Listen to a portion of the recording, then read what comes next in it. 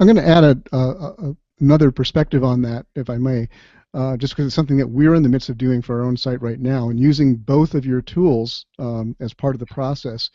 We're looking at our own site and auditing our own content, and we're looking at that from kind of doing a gap analysis.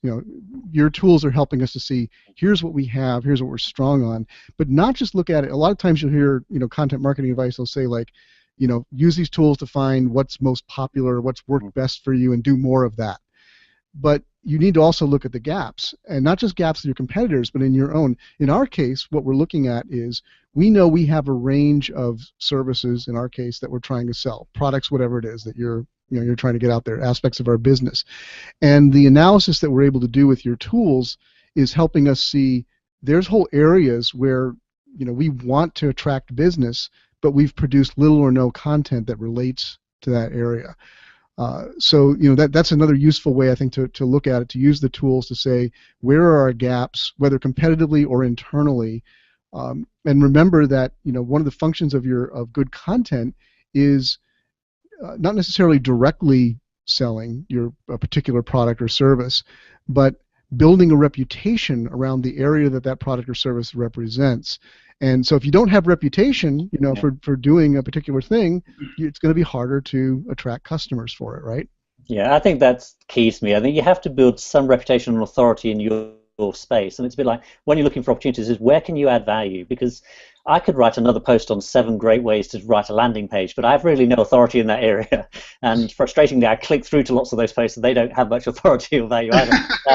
But I think it's where can you add some value? And for myself personally, I just try to focus on, okay, this is an area I know. I do a lot of research. I write not many blog posts. I only write when I feel I have something interesting to say. But you have to build authority in your space. So it's not just can you do it better, but have you got something that really adds some value to your audience, I think. And there's just too much content out there. And personally, I think you're better off. I mean, I write blog posts on BuzzSumo, as you know, probably every 4 to 6 weeks. It takes me that long to do research to find anything. I'll often research for weeks and find nothing. And then I'll publish it. And typically, I'm not getting Moz-style shares, but I'll get 3,000 shares, for example. And I think that's better than trying to write a blog post every week, which is poorly researched, doesn't really add any value. So I'm a great believer that you have to add extra value and have some authority in your space. And I know it's hard for some brands when they're trying to push regular content out, but I think for smaller brands like us, you just need to be really known for something because you're the expert in that space. So I would go to Mark on something on a particular topic, for example, or I go to Rand on another topic. Rather than just try to write lots about everything, I think you have to have your own space, is the reality. Yeah, you touch on something, Mark, that it just makes my mind zing a little bit. I spent years doing content audits and very manual content audits, and I came to hate it.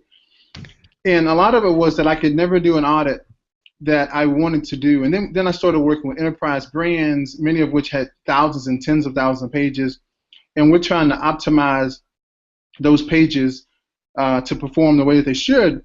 What I was always frustrated by was it always began with what content should we create. And so I would step back and own the audit process or as the owner of the content strategy process and say, okay, here's the pages that you have that we could get to perform better. And they're like, okay, well how is that going to help us? And you just touched on something that's so important but so overlooked in the content strategy SEO realm, Mark, that when you analyze your site, too often we're jaded by here's what we have, here's how it's performing.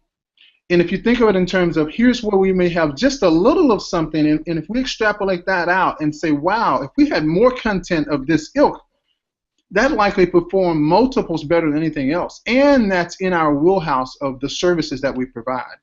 Now, before, when I worked at an agency, we had to have a tool like Conductor Searchlight to do something like that, which isn't available to, and at the time it wasn't available. We only used that for brands that were paying us over $25,000 a month. But what that would illuminate to the brand that I was working for and with was, wow, maybe we don't need to produce more content. Maybe we need to focus on republishing some of the content with better graphics, more data, more information, and then start seeing how that performs, and then produce more of the content we wouldn't have known how to produce before. And that's what I love about BuzzSumo and now Moz content is I can use that to illuminate the process to a stakeholder inside of a brand, which buys me some time to do a larger audit later on, and or get in the weeds on a larger audit process. So that's what I love about these tools is most people in content, many of the people specifically charged with content are junior. They're not going to have time to do an audience assessment, a gap analysis, a competitive assessment, an SEO audit, and that whole 7-step process, so to speak. But so this can give them something to do, and they may do this for 2 years and never do anything else more involved. But they'll be on the right track. At least they're moving in the right direction, and that's what I've loved about BuzzSumo and now Moz Content.